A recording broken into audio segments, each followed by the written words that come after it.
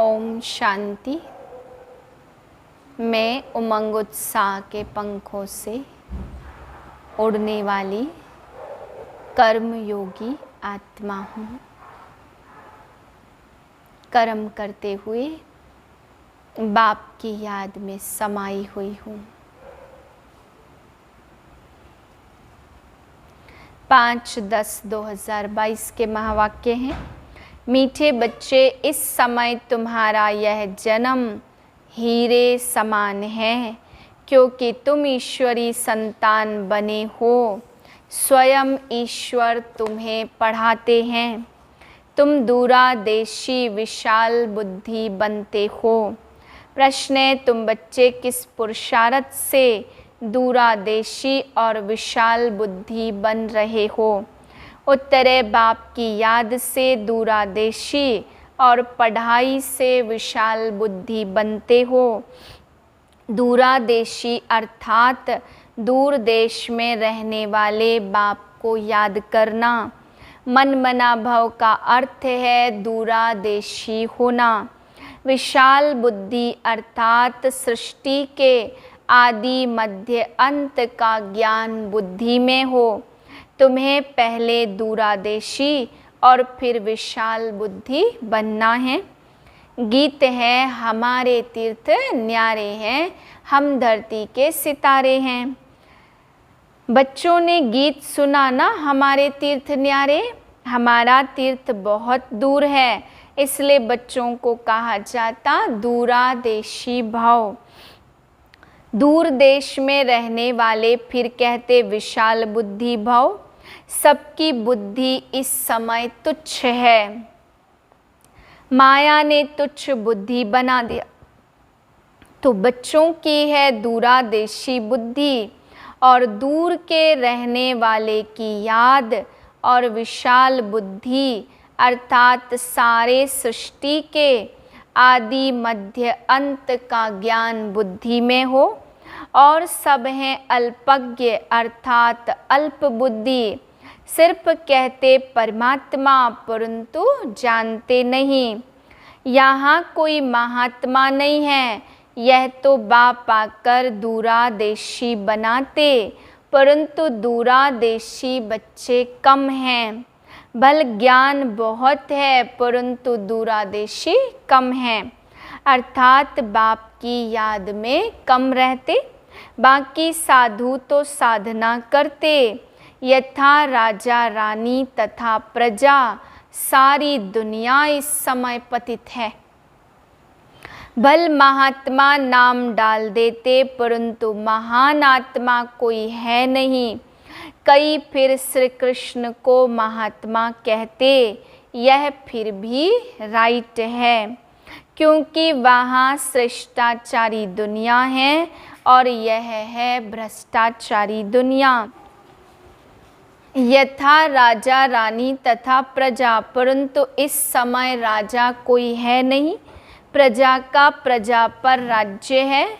बाप कहते, शास्त्र पढ़ने से तुम मेरे से मिल नहीं सकते और ना ही कोई मुक्ति में जा सकते, जब तक कोई मेरे द्वारा मेरे को न जाने और जब तक कल्प के अंत में मैं न आऊं।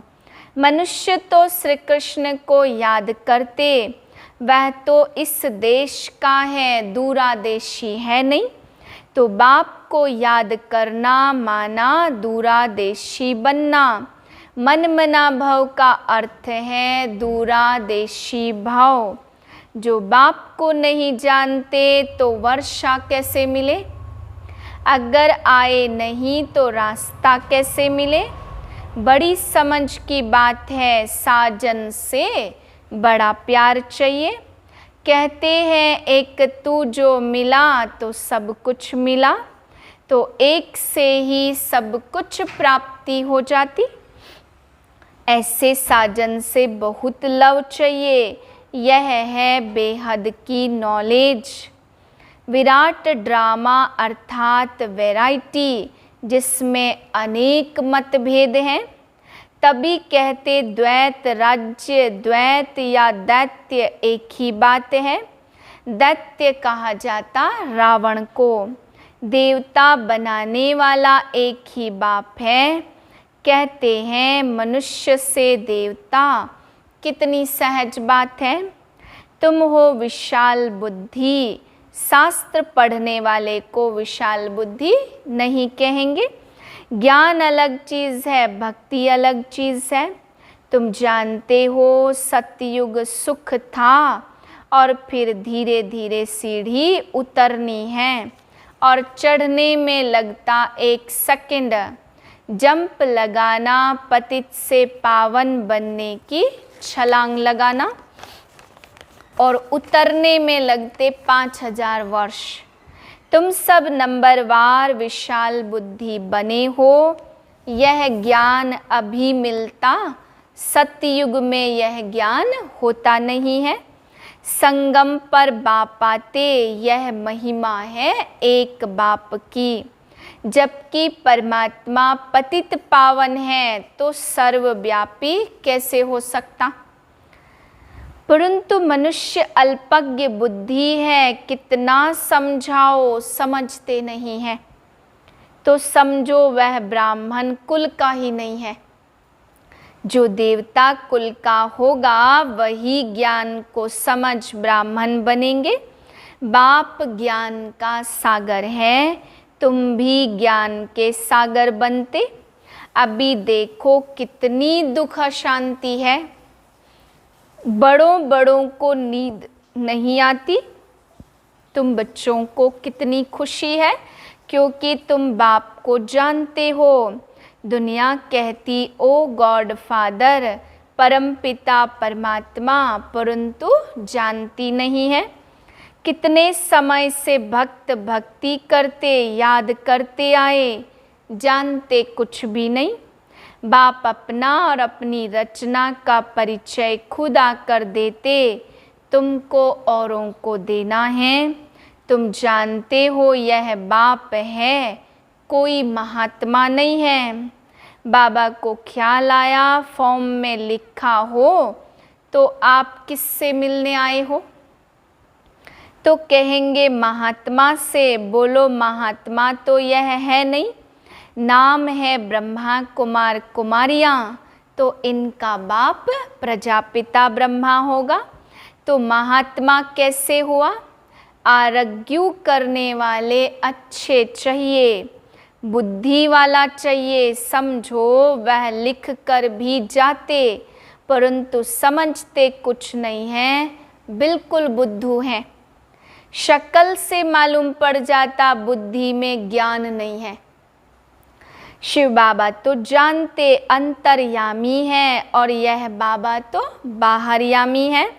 बाप कहते मैं आता ही उस तन में हूँ जो पहला नंबर है, अब लास्ट में है, इसमें प्रवेश करता हूँ क्योंकि इनको फिर वही नारायण बनना है। तो इनको इस तन को देने का किराया मिलता, तब तो कहते सौभाग्यशाली रथ। भागीरथ से कोई पानी की गंगा नहीं लाई। यह गुह्य ज्ञान की बातें हैं जो रावण मत पर होने के कारण मनुष्य समझते नहीं। अब तुमने समझा, औरों को समझाने की युक्ति निकालो। तुमको ख्याल आना चाहिए कि औरों को दूरादेशी कैसे बनाएं, कैसे बाप का परिचय दे। वह ब्रह्म को याद करते। ब्रह्म तो तत्व है जहाँ परमात्मा रहते, परंतु वह ब्रह्म को ही परमात्मा समझते। जैसे हिंदू कोई धर्म नहीं है, हिंदुस्तान में रहने के कारण हिंदू नाम रख दिया। वास्तव में हिंदुस्तान तो रहने का स्थान है। ब्रह्म तत्व भी परमात्मा के रहने का स्थान है, परंतु मनुष्यों की अल्प बुद्धि होने के कारण समझते नहीं हैं। यहाँ ज्ञान की बात है। दुनिया की बातों को तो सब अच्छी तरह जानते। यह खुद जौहरी था तो सब कुछ जानता था। बाकी ज्ञान की बातों में अल्प बुद्धि तुच्छ बुद्धि थे, कुछ भी नहीं जानते थे। तो बाबा आकर पहचान देते, जब तक कोई ब्राह्मण न बने तो बाप से वर्षा ले न सके। प्रजा तो बननी है, किसी ने भी थोड़ा सुना तो प्रजा बन जाएंगे। अगर विकार में जाता रहेगा तो उनको सजा भोगनी पड़ेगी। फिर आकर साधारण प्रजा बनेंगे। अभी सबका मौत है, कब्र दाखिल होना है, कब्रिस्तान बनना ही है। इस समय मनुष्यों की कोई वैल्यू नहीं है, तुम्हारी भी नहीं थी, अब वैल्यू बन रही है। बाकी जब विनाश होगा तो मच्छरों सदृश मरेंगे। जैसे दीपावली पर मच्छर कितने मरते हैं, तो सबको मरना है ही, क्योंकि सबको घर वापस जाना है। सतयुग में यह नहीं कहेंगे यह मरा, क्योंकि वहाँ अकाले मृत्यु होता नहीं। काल पर जीत पाते, मरना शब्द वहाँ होता नहीं है। सतयुग में जानते हैं कि हम मरते नहीं हैं। सिर्फ एक पुराना चोला छोड़ नया लेते, सो भी समय पर। सर्प का मिसाल है कि पुरानी खाल छोड़ नई लेते हैं। तो सर्प का मिसाल सतयुग से लगता, यहाँ से नहीं। भ्रमरी का मिसाल यहाँ का ही है। सन्यासी भी यह मिसाल देते, अभी तुम बच्चे जितनी जितनी धारणा करेंगे उतना विशाल बुद्धि बनेंगे, उतनी कमाई करेंगे। जैसे सर्जन जितनी विशाल बुद्धि वाला होता, जितनी दवाई आदि बुद्धि में अधिक रखता, उतना कमाई करता है। तो यहाँ भी ऐसे है, कोई 250 रुपया कमाई करते और कोई फिर हजारों कमाते हैं। कोई राजा को ठीक कर दिया तो लाख लाख भी दे देते। यहाँ भी ऐसे कोई को ज्ञान की पॉइंट धारणा नहीं और कोई बड़े दूरादेशी विशाल बुद्धि है, तो औरों को भी बनाते, पहले दूरादेशी और पीछे विशाल बुद्धि। समझने की बात है ना, ब्राह्मणों जैसा सौभाग्यशाली कोई भी है नहीं। अब पारलौकिक बाप आए तो तुमको पावन बनाकर वापस ले जाने के लिए। एक खेती करने वाले खेरुत बच्चे की कहानी है ना। राजा बच्ची को ले आया, उससे अच्छा नहीं लगा तो उनको वापस भेज दिया। यहाँ भी ऐसे है जिनकी बुद्धि में ज्ञान की धारणा नहीं होती तो वह खुद ही चले जाते, इसमें बाप क्या करे। समझाने वाला तो परमपिता है, वह ब्रह्मा द्वारा वेदों शास्त्रों का सार सुनाते कि वेद शास्त्र कोई धर्म शास्त्र तो है नहीं, यह तो पत्ते हैं, बाल बच्चे हैं, उसमें ब्राह्मण धर्म है मुख्य। यह है संगम युग कल्याणकारी, और जितने भी युग हैं वहाँ अकल्याण ही होता, क्योंकि डिग्री कम होती जाती, दिन प्रतिदिन कला कम होती जाती है। यह युग है ही कल्याणकारी। तो हर एक को माथा मारना पड़े कि औरों को कैसे समझाएं। यूं तो उस्ताद बता रहे हैं कि रास्ता कैसे बताओ, फिर हर एक का धंधा अपना अपना है। तो यह आना चाहिए कैसे दलदल से निकाले। कई तो दलदल में निकालने जाते और खुद फंस जाते हैं, तो समझाने की बड़ी युक्ति चाहिए। कई तो ब्लड से भी लिख कर देते और फिर चले जाते। माया कोई कम थोड़े ही है। अच्छा, मीठे मीठे सिक्के दे बच्चों प्रति माता पिता बाप दादा का याद प्यार गुड मॉर्निंग। रूहानी बाप की रूहानी बच्चों को नमस्ते। हम रूहानी बच्चों की रूहानी बाप को नमस्ते। धारणा के लिए पहली पॉइंट, दूरादेशी बन बाप की याद में रहना है और दूसरों को दूर देश में रहने वाले बाप का परिचय देना है। दूसरी पॉइंट है, कल्याणकारी युग में सभी का कल्याण करने की युक्ति निकालनी है। सबको दुबन दलदल से निकालने की सेवा करनी है। वरदान है, सदा उमंग उत्साह के पंखों द्वारा उड़ती कला की स्थिति का अनुभव करने वाले कर्म योगी भाव। उमंग उत्साह आप ब्राह्मणों के उड़ती कला के पंख हैं। अगर कार्य अर्थ नीचे भी आ जाते हो तो उड़ती कला की स्थिति से कर्म योगी बन कर्म में आते हो। यह उमंग उत्साह ब्राह्मणों के लिए बड़े ते बड़ी शक्ति है। नीरस जीवन नहीं है, उमंग उत्साह का रस है तो कभी दिल से कष्ट नहीं हो सकते। सदा दिल खुश। उमंग उत्साह तूफान को भी तोहफा बना देता। परीक्षा व समस्या को मनोरंजन अनुभव कराता। स्लोगन है, जो अशरीरी स्थिति के अभ्यासी हैं उन्हें शरीर की आकर्षण आकर्षित नहीं कर सकती। मातेश्वरी जी के अनमोल महावाक्य। हम मनुष्य आत्माओं को पहले पहले कौन सी मुख्य पॉइंट बुद्धि में रखनी है जिस पर खूब अटेंशन रखना है? पहले पहले तो अपने को यह पक्का निश्चय रखना है कि हमको पढ़ाने वाला कौन है। दूसरी पॉइंट है, हम सभी मनुष्य आत्माएं हैं। हमारा परमपिता परमात्मा है। हम आत्मा बच्चे और परमात्मा बाप दोनों अलग अलग चीज़ है। तीसरी पॉइंट, ईश्वर बेअंत भी नहीं है और सर्वत्र भी नहीं है। अब यही नॉलेज बुद्धि में रखनी है। इसलिए अपनी नॉलेज औरों से न्यारी भले दुनियावी मनुष्य समझते हमको परमात्मा का ज्ञान है। अब उनसे पूछो आप में कौन सा ज्ञान है तो कहेंगे ईश्वर सर्वव्यापी है। अब परमात्मा तो कहता मेरा ज्ञान मेरे द्वारा ही मिलता है।